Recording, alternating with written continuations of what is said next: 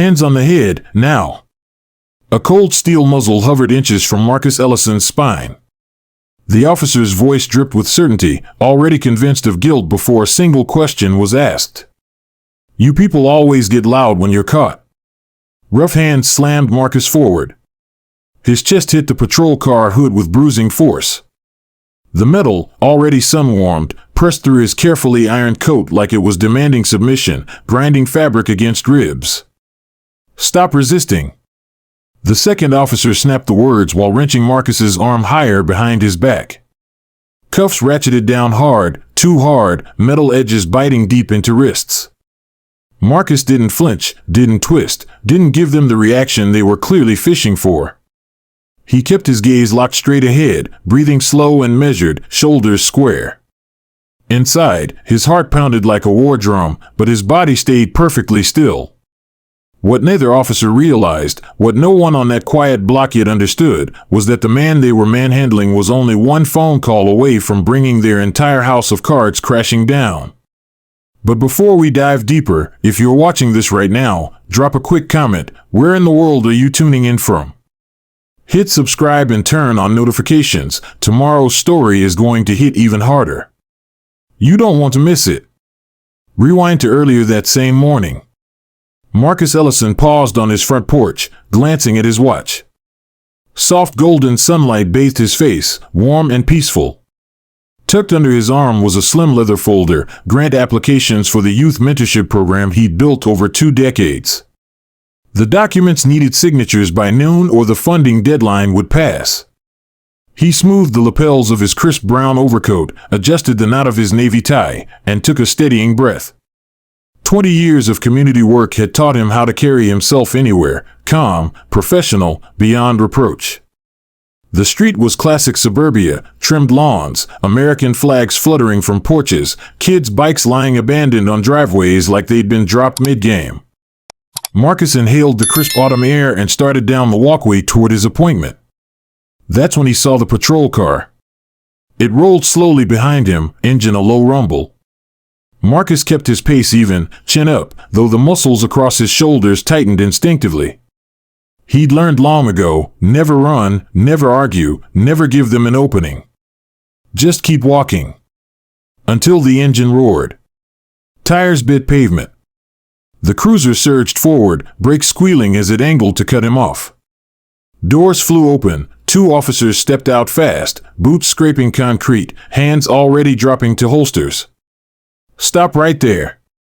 Marcus froze mid-stride, fingers tightening around the folder's edge. His heart slammed once, hard, then he forced it back under control. Officer Derek Harlan and Officer Travis Boone fanned out with practiced aggression.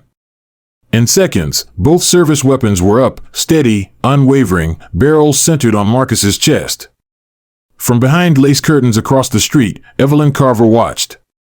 Her face lit with an almost eager gleam, hands clasped at her chest like she was witnessing a performance.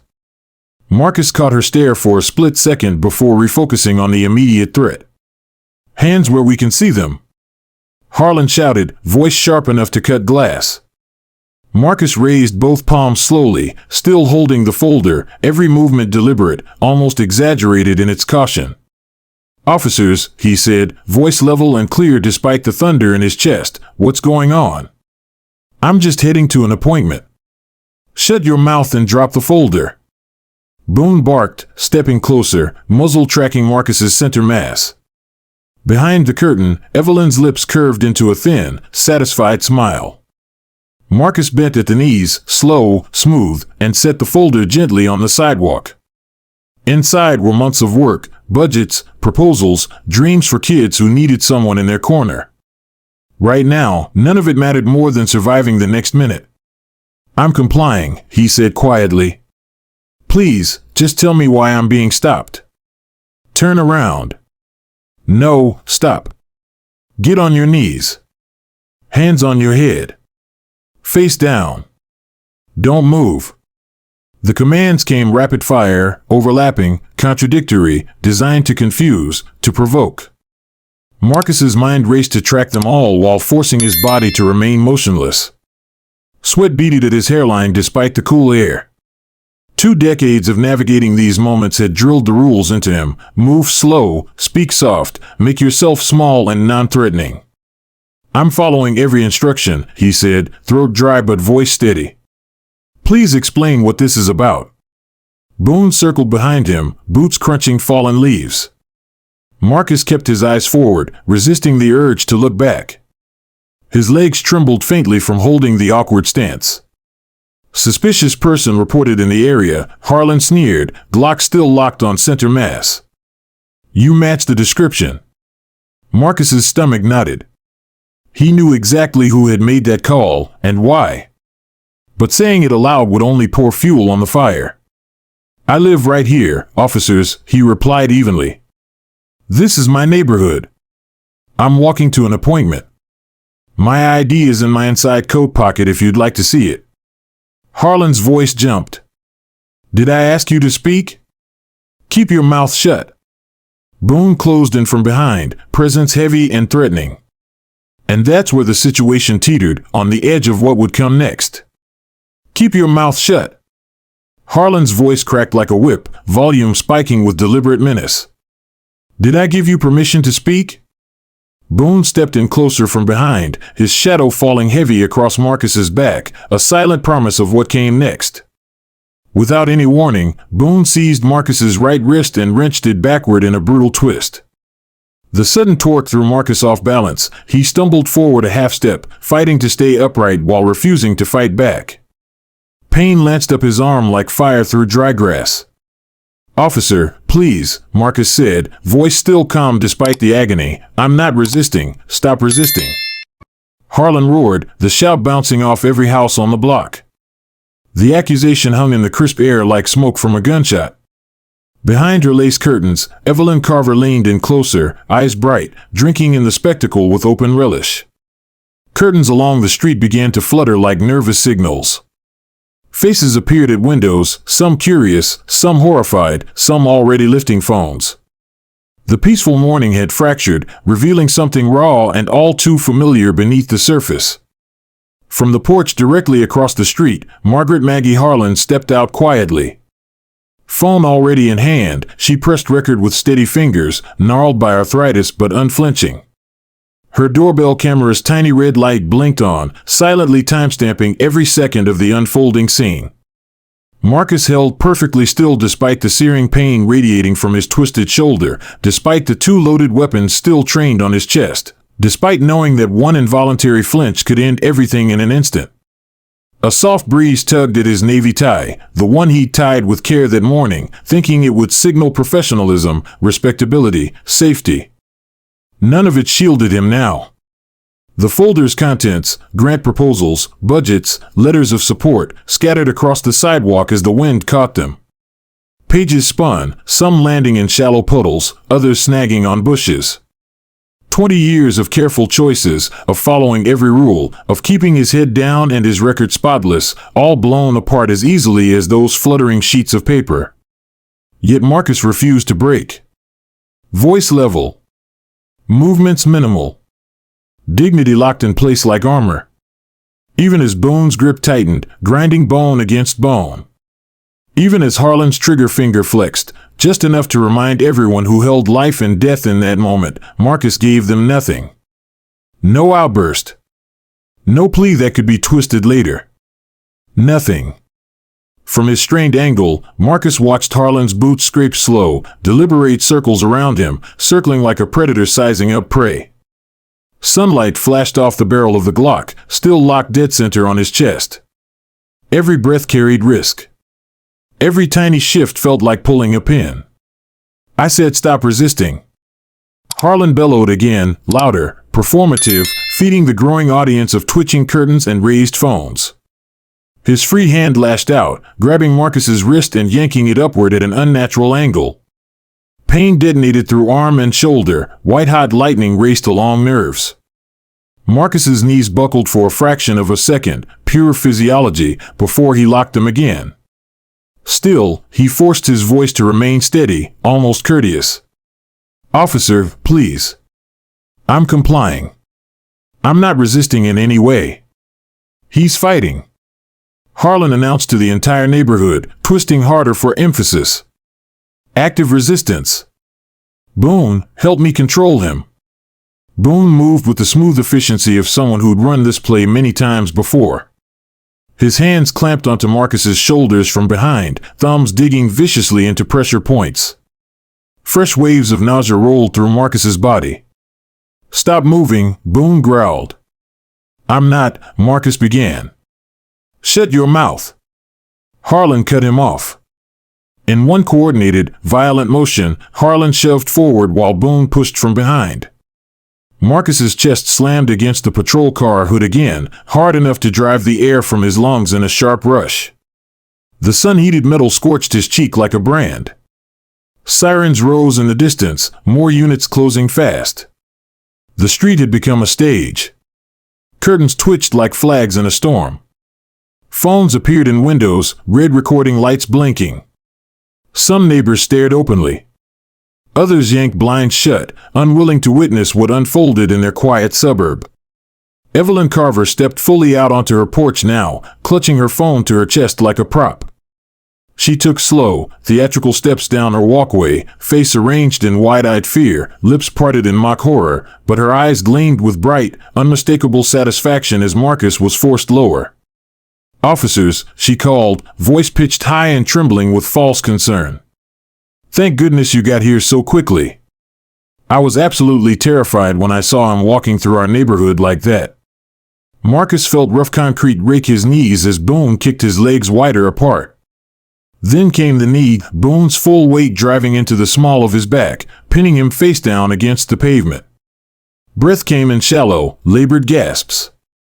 His carefully pressed brown overcoat, chosen that morning to project dignity and safety, was now smeared with dirt, grit, and engine grease. This is completely unnecessary, Marcus managed, voice strained but still level despite the crushing pressure on his spine. I live here. I'm just trying to, still running your mouth? Harlan snarled. He seized Marcus's arms, yanking them back with deliberate excess force. The cuffs ratcheted down several more clicks, steel edges slicing into wrists. Maybe a few hours downtown will teach you some respect. The forgotten folder lay abandoned nearby, its contents scattered like broken promises while neighbors watched from the safety of their windows.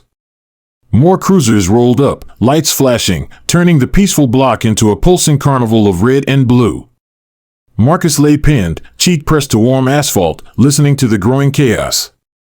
Sirens. Shouts. The soft click of cameras. And somewhere beneath it all, the quiet certainty that this wasn't about law. It was about power and making sure everyone saw it exercised. The cuffs ratcheted down with several sharp, deliberate clicks, far past snug, steel edges carving into skin. Marcus felt the bite immediately, cold metal turning warm with his own blood pressure rising against it. Maybe a ride downtown will teach you some manners, Harlan muttered, voice low and satisfied. The leather folder Marcus had carried so carefully that morning lay abandoned on the sidewalk, forgotten. Gwen snatched at its contents, grant proposals, itemized budgets, handwritten notes from teenagers whose lives he'd quietly changed over the years. Pages fluttered helplessly, some skidding into shallow puddles, others tangling in low bushes or sticking to damp concrete. Months, years, of meticulous work reduced to street trash while neighbors watched from behind half-drawn blinds. More patrol cars rolled in, engines growling, lights strobing red and blue across every house front. The quiet block had become a flashing spectacle, sirens piling on like a chorus. Each new wail pulled more eyes, curtains parting wider, phones lifting higher, faces appearing at doors.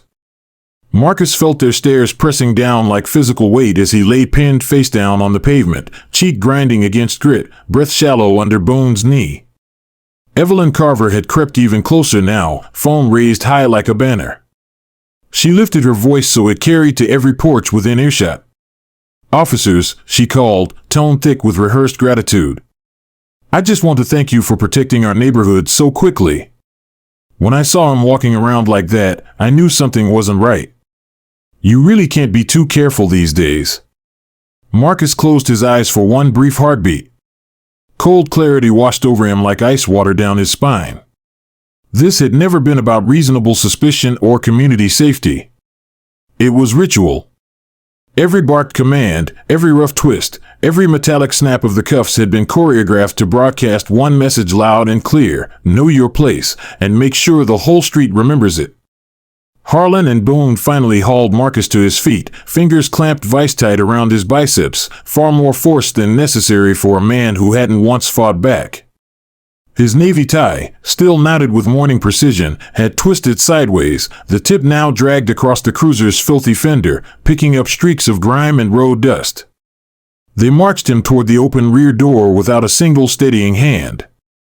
No pause when he stumbled slightly on numb legs. "Watch your head," Harlan said, the words dripping mock courtesy. Then he shoved, hard. Marcus's forehead cracked against the doorframe. A bright explosion of pain detonated behind his eyes, white flashes seared across his vision. They folded him into the cramped back seat anyway, forcing his frame into the narrow space. The door slammed shut with a heavy, final thud that echoed in his skull. Inside, the cruiser reeked, stale sweat soaked into vinyl, old coffee, something sour and hopeless baked into every surface over years.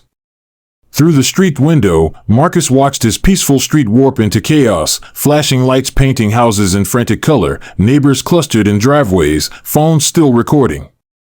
Evelyn Carver stood at the center like the star of her own production, one hand pressed dramatically to her heart, the other keeping her camera rock steady as it captured every second of his humiliation. In the rearview mirror, Harlan's eyes met Marcus's. A slow, smug smirk curled the officer's lips, the same look Marcus had seen too many times before, the quiet certainty of a man who knew the system would shield him, no matter the lines he crossed. As the cruiser pulled away, the familiar houses shrank behind the scratched plexiglass divider. Marcus's wrists throbbed where the cuffs had gouged deep, his shoulder burned from the wrenching. But the deeper wound, the one that cut sharper than metal, was the crystal understanding that this entire performance had succeeded exactly as intended. They hadn't just arrested him. They'd stripped his dignity bare in front of everyone he lived among, and they'd made sure the whole neighborhood watched it happen. At the station's booking counter, under buzzing fluorescent lights that threw harsh shadows on grimy walls, Harlan leaned over the report form. His pen moved with slow, deliberate strokes. "Subject exhibited aggressive resistance," he muttered aloud as he wrote, each word landing like a hammer strike. "Refused verbal commands. Physically combative. Required significant force to subdue." Boone stood at his shoulder, adding his own flourishes. "Hostile behavior from initial contact. Officer safety concerns escalated response." Marcus stood cuffed a few feet away, wrists still raw and swollen, watching them construct their fiction word by word. The pen scratched on. "Subject exhibited aggressive resistance," Harlan muttered under his breath as his pen scratched across the report form, each syllable delivered like a nail driven into wood. "Refused multiple verbal commands. Physically combative. Required significant force to effect arrest." Boone leaned over his shoulder, feeding the narrative with practiced ease. "Demonstrated hostile behavior from initial contact. Officer safety concerns necessitated escalated control measures." Marcus stood cuffed a short distance away, wrists still raw and swollen from the overtight restraints. He watched them build their story, word by careful word, lie layered on lie, under the harsh buzz of fluorescent lights that threw long, ugly shadows across the intake area's stained white walls. Other officers drifted past, casting quick, uneasy glances in his direction before averting their eyes, as if looking too long might make them complicit. "I need to speak with a supervisor," Marcus said, forcing his voice to remain level even as anger and exhaustion churned in his gut. "This report is inaccurate. I never resisted." Harlan didn't even lift his head. "Shut it. You'll get your chance to talk when we're good and ready." "You mean when you finish writing your version of events?" The words escaped before Marcus could bite them back, sharp, born of hours of humiliation, mounting frustration, and the slow burn of watching his life get rewritten in real time. Harlan's head snapped up. Eyes narrowed to dangerous slits. "You trying to threaten an officer now?" "Keep talking. I'll add it right here." A desk sergeant ambled over, styrofoam coffee cup in hand, steam curling lazily. "Everything good here?" "Nah," Boone replied smoothly, all casual confidence. "Just another tough guy who thinks he can talk his way out of trouble." They marched Marcus down a narrow, echoing hallway to a small holding room. A metal table was bolted to the concrete floor, the chair scraped harshly as Harlan yanked it out. "Sit," he ordered. "Maybe a couple hours in here will help you remember how this actually went down. Admit you got aggressive, and we might be able to work something out." Marcus lowered himself into the chair, spine straight, face composed, even as rage trembled just beneath the surface. "I won't confess to something that never happened." Boone gave a small shrug, almost amused. "Have it your way? Hope you didn't have anywhere important to be tonight." The heavy door swung shut with a metallic clunk. Locks engaged. Silence settled, broken only by the steady hum of overhead lights and faint voices drifting from somewhere down the corridor. Alone now, Marcus let his thoughts drift back to the sidewalk outside his house. Those scattered grant pages, proposals he'd labored over for months, budgets balanced to the penny, letters from teenagers who finally believed someone cared, were probably still blowing around in the wind. Ruined. Forgotten. His carefully planned day, meetings, signatures, progress for the kids he mentored, had been obliterated in minutes. All because one person decided a black man walking his own street was inherently threatening. Time stretched like warm taffy in that small room. 1 hour bled into 2, then 3. No water. No bathroom break. Just the deliberate, grinding weight, another layer of control, designed to make him doubt, to wear him down, to erode the edges of his certainty. The door opened without warning. A young officer stuck his head in, expression blank. "Ellison." "Visitor." Marcus was escorted back to the front desk area, cuffs clinking softly with each step. There stood Margaret Maggie Harlan, silver hair pinned neatly, posture ramrod straight despite her years. She carried an energy that made the desk officers shift uncomfortably, suddenly aware of their own dishevelment. "I've brought materials that require immediate entry into evidence," Maggie announced, her voice clear and librarian precise, cutting through the low hum of radios and murmured conversations like a knife through paper. She placed a thick, tabbed folder on the counter with quiet authority. "Complete chronological record of today's events," she continued without missing a beat. "Includes authenticated timestamps from my doorbell camera system, multiple angles, full coverage from initial approach to transport." The desk sergeant opened his mouth, but Maggie rolled right over him.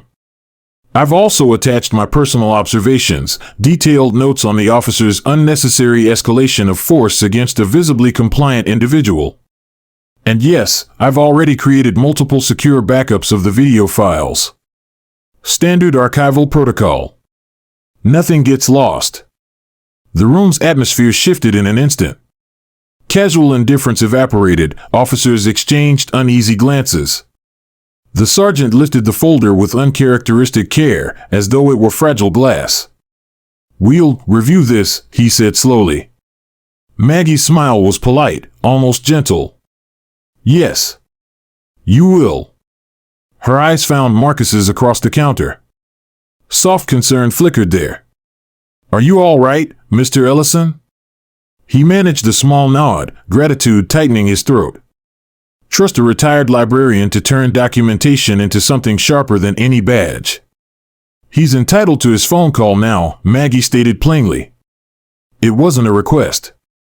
Minutes later, Marcus stood at the wall-mounted phone in the dimly lit corridor. His fingers hovered over the keypad. The business card in his pocket was faded, edges worn from years of carrying it just in case. Jordan Hayes, White House liaison, had handed it over after a Community Leadership Awards dinner 3 years earlier. "If you ever need anything," Hayes had said, genuinely impressed by Marcus's mentorship work. Marcus had smiled, thanked him, and never imagined he'd one day dial that number from inside a police station. The bullpen had quieted as night deepened. He felt the stares, Harlan and Boone lingering near the desks, pretending to review forms but watching openly now. Maggie positioned herself by the hallway door like a quiet sentinel. Other officers cast curious, sidelong looks before averting their eyes. His hands trembled for a heartbeat. He refused to let it show. With slow, deliberate presses, he entered the digits.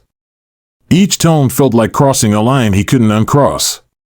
The line rang once. Twice. 3 times. Doubt crept in. Maybe the number had changed. Maybe Hayes wouldn't remember. Maybe this was the end of the road. On the 4th ring, a crisp click. Jordan Hayes' office. Marcus drew a deep breath, squared his shoulders against the cold concrete wall, and prepared to make what might be the most consequential call of his life. The line rang once. Twice. 3 times. Marcus's heart hammered so hard he could feel it in his throat. This might be his only shot to cut through the lies before they hardened into official truth. On the 4th ring, just as doubt started clawing at the edges of his mind, the call connected with a clean click. Jordan Hayes' office. Marcus pulled in a slow, steady breath, squared his shoulders against the cold concrete wall, and braced himself. This was it, the most important conversation of his life. Overhead, the fluorescent lights hummed like a swarm of insects. At the front desk, Harlan and Boone had abandoned any pretense of paperwork. They stood openly watching, arms crossed, expressions hardening. Maggie remained by the hallway door, still as stone, a quiet reminder that someone had seen everything, recorded it, and refused to let it vanish. The receiver felt like lead in Marcus's hand. These next words could bury the injustice under layers of denials and reports, or drag it into the open where it couldn't be ignored. From the other end came the faint rustle of papers and the soft tap-tap of keys. Marcus kept his voice low, clear, controlled. "Mr. Hayes, this is Marcus Ellison. We met 3 years ago at the Community Leadership Recognition event." A brief pause, then recognition warmed the voice on the line. "Mr. Ellison. Yes, I remember you very well. Your work with the Youth Mentorship Program left quite an impression. How can I help you?" Marcus gripped the phone tighter, acutely aware of every eye in the room boring into his back. "I need to report a civil rights violation." Hayes' tone shifted instantly, casual warmth replaced by crisp professionalism. "Understood. Please proceed. Just the facts, as clearly as you can." Marcus spoke steadily, laying it out in precise, chronological order. "Today, approximately 2 p.m., I was walking to an appointment in my own neighborhood. 2 officers, Derek Harlan and Travis Boone, approached with weapons drawn. I complied with every command given, but they accused me of resisting arrest. I was taken into custody at gunpoint. There is video evidence from a neighbor's doorbell camera, but I'm concerned it may be tampered with or disappear before it can be preserved." The typing on the other end stopped abruptly. "Are you currently in custody?" "Yes. Central Station. They're still processing paperwork." "Are you injured?" "No serious injuries. Bruising from the handcuffs, shoulder strain from the takedown." "One moment, Mr. Ellison." The line went quiet except for rapid keyboard clicks. Marcus could almost picture Hayes' fingers flying across the keys. When he returned, his voice was calm but urgent. "I'm connecting you directly to the Department of Justice Civil Rights Division intake line. They will record your full statement. Immediately after this call, I strongly advise you to secure legal counsel and document every detail you can recall, exact times, names, badge numbers, witnesses, sequence of events." "Can you do that?" "Yes," Marcus said, relief flooding his chest like cool air after hours of suffocation. "My neighbor already has the video backed up in multiple locations." "Excellent. Hold for the transfer." A brief silence, then a new voice, crisp, professional, female. "This is Special Agent Elena Vasquez, Civil Rights Division. I am recording this call. Please state your full name, current location, and begin your account from the beginning." Marcus repeated the story, adding every detail he could remember, the contradictory commands, the unnecessary force, Evelyn Carver's false report, the cuffs ratcheted too tight, the mocking "watch your head," the scattered grant papers, Maggie's footage. Behind him, he heard footsteps quicken, voices drop to tense whispers. A sergeant hurried past, phone already pressed to his ear. When Marcus finished, Agent Vasquez spoke evenly. "Thank you, Mr. Ellison. We are initiating preliminary inquiries effective immediately. Do not discuss the substance of this call with any station personnel. If asked, simply state that you contacted your attorney. We will be in touch." The line went dead. But the station did not stay quiet. The effect rippled outward like a shockwave. The desk area turned into a sudden hive of nervous energy. Officers clustered in corners, speaking in low, urgent tones. Phones rang at multiple stations. Marcus caught fragments as he was led back toward the holding bench. "Chief Kessler needs to be notified, now. Federal inquiry already started. Bodycam footage, secured before anything happens. Could be serious. Very serious." Harlan strode past, his earlier swagger replaced by rigid posture and tight lips. He wouldn't meet Marcus's eyes. Boone was nowhere to be seen. In the lobby, Maggie Harlan sat ramrod straight in a plastic chair, phone in her hands. Her fingers moved steadily across the screen, methodical, relentless, creating digital trails that could never be fully erased. She'd positioned herself with a clear line of sight to both exits and the booking desk, recording every movement like the archivist she'd been for 40 years. The station's entire atmosphere had changed. The casual indifference was gone, replaced by an undercurrent of tension so thick it felt electric. Officers who had ignored Marcus earlier now cast wary, sidelong glances his way. A young desk clerk whispered urgently into her phone, "Yes, sir. Chief Kessler is being briefed right now." More senior officers appeared, brass gleaming under the fluorescence. They huddled near the watch commander's office, gesturing at papers and phones, voices clipped and low. Marcus recognized the shift immediately. He was no longer just another arrest to be processed and forgotten. He had become a problem they hadn't seen coming. The minutes ticked by. Maggie's steady presence anchored him. Every so often she'd catch his eye and give a small, reassuring nod, silent confirmation that every detail was being preserved, every timestamp secured, every backup multiplied. Her phone would buzz softly, she'd tap out another message, building redundancy into the truth. Around 11:45 p.m., the station's main door opened. A woman in a crisp blazer entered, badge hanging from a chain around her neck. The chatter in the room died instantly. She moved with the calm, unhurried confidence of someone who knew exactly what kind of power she carried. As more and more evidence supporting Marcus Ellison's complete innocence began to surface, the opposite started happening inside the department. Records quietly began to vanish. Files disappeared from servers. Body camera clips were overwritten. Dispatch logs developed mysterious gaps. Digital audit trails were scrubbed with surgical precision. But the federal response was lightning fast and ruthlessly coordinated. Just before midday, Supervisory Agent Marcus Reed emerged from the police department's rear entrance carrying the last sealed evidence box.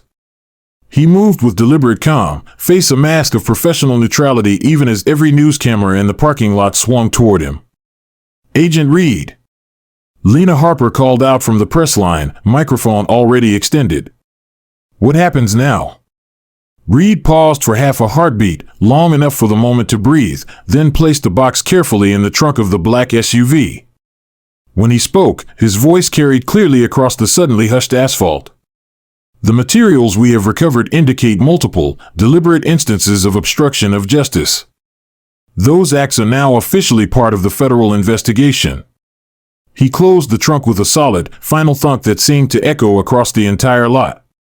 The machine that had controlled the narrative for so long had just lost its grip on the truth, one sealed box, one preserved file, one unerasable timestamp at a time.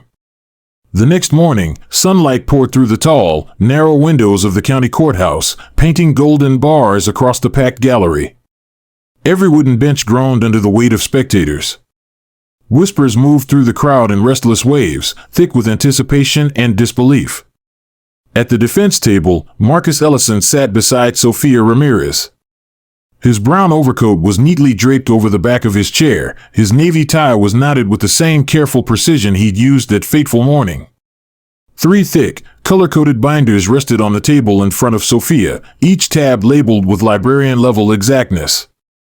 Maggie Harlan's documentation system had been transformed into legal artillery. In the front row directly behind them sat Maggie herself, silver hair gleaming under the lights, expression calm but unyielding, watching the proceedings with the same focused intensity she once used to guard rare manuscripts.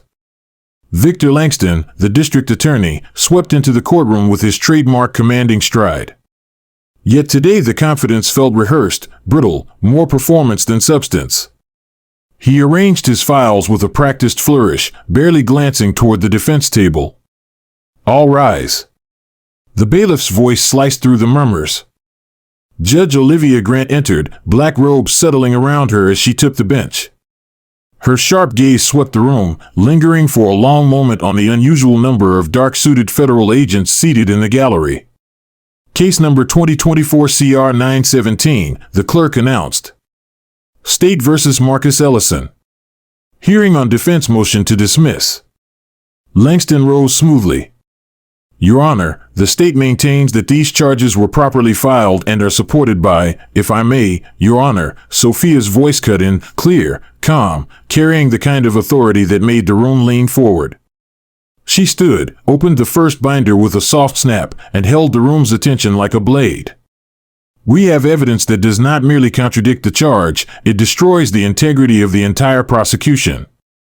Judge Grant leaned forward slightly. Proceed, Ms. Ramirez. Sophia lifted a sealed evidence bag containing a USB drive. This contains the original, unedited doorbell camera footage from Margaret Harlan's residence, full view, authenticated timestamps, showing Mr. Ellison's complete and continuous compliance from the moment officers arrived until he was placed in the patrol vehicle. She set the bag gently on the evidence table. And this, she raised a second sealed bag, contains the department's own body camera footage, or rather, what remains of it after multiple attempted deletions. Federal Forensic Recovery retrieved these files after preservation orders were already in place. In the front row, Chief Raymond Kessler shifted in his seat. His polished exterior couldn't quite hide the clench of his jaw. Sophia opened the second binder without breaking rhythm. Here we have internal affairs records documenting systematic attempts to alter and destroy evidence after federal preservation orders were issued. She slid a sworn statement across the table toward the bench. Lieutenant Carla Donovan's affidavit details multiple instances of tampering, dates, times, user accounts, IP logs, all timestamped. Langston's face tightened. Your Honor, these are serious allegations. They are not allegations, Mr. Langston, Sophia said, her tone cold enough to frost the windows. They are documented facts. She gestured toward Supervisory Agent Marcus Reed, who sat quietly among the federal observers. Agent Reed's preliminary forensic findings are submitted here. Please note the exact timestamps of the deletion attempts and compare them to the moment the White House liaison first made contact with the Department of Justice. Lena Harper's pen flew across her notepad in the press section. Her camera operator tightened focus on Langston's increasingly rigid posture. Judge Grant took the document, eyes scanning rapidly. Her expression darkened with each line. Mr. Langston, she said slowly, are you telling this court that your office was unaware of these tampering attempts? Langston stood. Your Honor, while there may have been some technical irregularities. Sophia opened the third binder. Page 47 contains text messages between Officers Harlan and Bone, sent before they even made contact with Mr. Ellison, discussing how they would write the resisting charge. She let that land. Page 53 contains their deleted draft reports, recovered from temporary server files, showing how the narrative was constructed backward to justify the use of force. The gallery's whispers grew louder, then quickly hushed. Evelyn Carver, seated near the front with a proud expression moments earlier, began inching toward the side exit. And here, Sophia lifted another document, dispatch recordings selectively deleted after federal preservation orders were issued. The gaps align precisely with the moments that would have destroyed the false resisting narrative. Judge Grant's gaze hardened into something close to steel. She looked directly at Langston. Does the state wish to explain these discrepancies? Langston stood again, but the commanding presence was gone, replaced by something hollow. Your Honor, while there may have been some procedural, the judge interrupted, voice low and lethal. Ms. Ramirez has presented evidence of systematic evidence tampering, false reporting, and obstruction of a federal civil rights investigation. She let the silence crush the room. This is not procedural, Mr. Langston. This is misconduct. The courtroom fell utterly still. Marcus sat motionless at the defense table, dignity quiet but unbreakable, a silent rebuke to every person who had tried to shatter it. Judge Grant's patience vanished like mist under a blowtorch. Mr. Langston, she said, voice low and lethal, does the state have any explanation for these discrepancies? Or are we simply going to pretend they don't exist? Victor Langston rose slowly, the usual commanding aura he wore like armor now looking threadbare, hollow. He cleared his throat once, too loudly in the sudden hush. Your Honor, while there may be some procedural irregularities, Judge Grant cut in, each syllable sharp enough to carve stone. Ms. Ramirez has laid out systematic tampering, false reporting, and obstruction of a federal investigation. This court does not play semantic games, Mr. Langston. This is misconduct, plain, documented, and egregious. The courtroom went deathly quiet.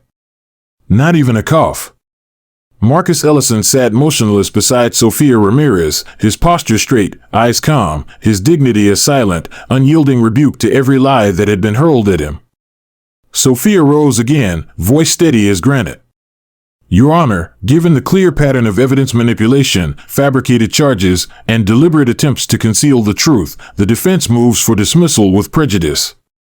The state has demonstrated, beyond any reasonable doubt, that it cannot be trusted to prosecute this case with even basic integrity. Judge Grant studied the binders one last time, her face carved from granite. Long seconds stretched.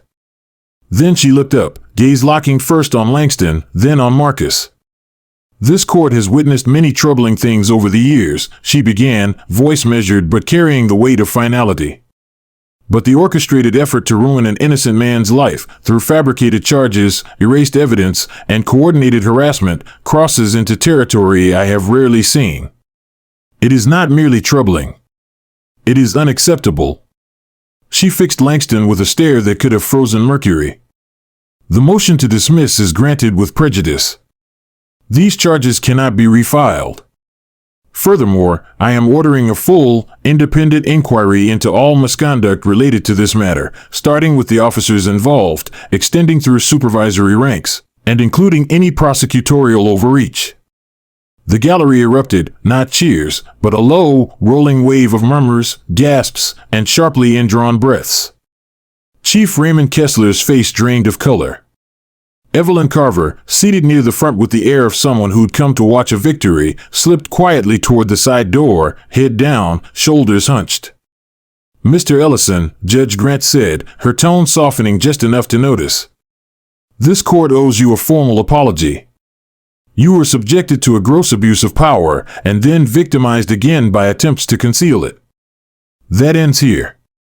She gathered her papers with finality. This case is dismissed. Court is adjourned. The gavel cracked like thunder. Marcus rose slowly, composure unbroken, the same quiet dignity that had frustrated every attempt to provoke him now radiating like quiet victory. Maggie Harlan beamed from the front row, her meticulous records finally vindicated after 40 years of quiet guardianship of truth. Lena Harper was already typing furiously on her phone, breaking the story live. Sophia gathered the binders with careful precision. They walked out together, past Langston's rigid, silent back, past Chief Kessler's crumbling facade, past every badge and title that had tried to grind Marcus into the ground. Outside, late morning sun poured down the courthouse steps like liquid gold. Marcus paused at the top, drew his first full, unburdened breath in days, and felt the warmth touch his face like absolution. Sophia stepped beside him, voice low. Now comes the consequences part. The afternoon sun hammered the city hall steps. Cameras and microphones formed a tight semicircle around the makeshift podium, an unprecedented swarm for their small town. Local crews stood shoulder to shoulder with regional affiliates, all drawn by the same gravitational pull, power, finally facing a reckoning. Lieutenant Carla Donovan approached the mics, internal affairs badge catching the light. Her usual stern mask carried extra gravity today. Behind her, Supervisory Agent Marcus Reed stood quietly watchful, federal authority adding invisible weight to every word about to land.